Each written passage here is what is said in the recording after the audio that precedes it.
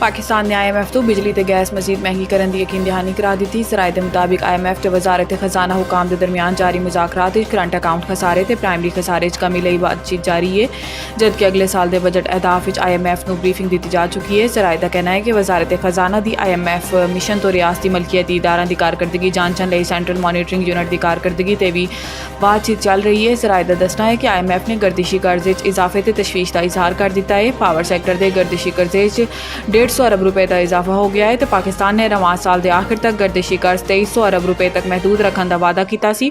जराए के मुताबिक पाकिस्तान की जानिब तो IMF ने जुलाई गैस ते बिजली की कीमत वधाने की यकीन दहानी कराई गई है।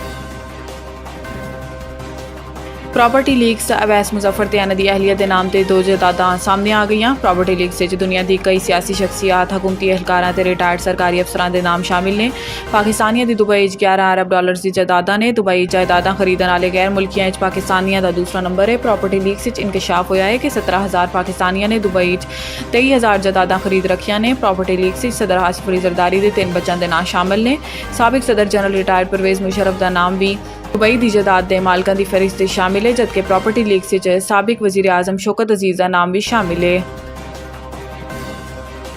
तहाइफ लैन वाला अपने को नहीं रख सकेगा तो शखाना तहाइफ कवानीन तरामीम मंजूर। एलामिया के मुताबिक इन्हां तरमीम के तहत तहाइफ लैन वाला तहाइफ अपने को नहीं रख सकेगा। तहाइफ नूं वसूल कुनिंदा दे इदारे की इमारत के अहाते नुमाया जगह पर रखा जाएगा, जबकि शील्ड्स, स्वीनियर्स से दीगर तहाइफ का बाकायदा रिकॉर्ड रखा जाएगा। काबीना ने तहाइफ का तुखमीना लाने वाले निजी शोबे के माहिर नूं एजाजिया वधाने का फैसला किया है। इस तों पहले भी PDM हुकूमत विफाकी काबीना ने तोशाखाना पॉलिसी 2023 की मंजूरी दी सी। इस पॉलिसी के तहत सदर, वज़ीर आज़म ते काबीना अरकान 300 अमरीकी डॉलर तो जायद मालियत का तोहफा वसूल करने पर पाबंदी आयद की गई सी। 300 डॉलर तो घट का तोहफा मुरवजा तरीक़ेकार के तहत रकम अदा करके हासिल किया जा सकता है।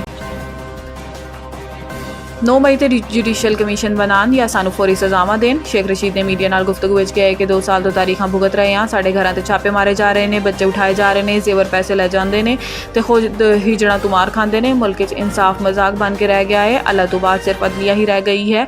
9 मई तो मुतलिक जुडिशल कमीशन बनाओ या सानू फौरी सजावां सुनाओ। शेख रशीद का मजीद कहना सी कि सानू सजा सुना दो तो असी बेहतर महसूस करांगे। साडी जान छोड़ो, साडे खिलाफ कोई शवायद नहीं ने। इमरान खान तो एहतराम का ताल्लुक है। आइंदा पेशी ते इन्हां नाल मुलाकात होंदी है या नहीं मालूम नहीं।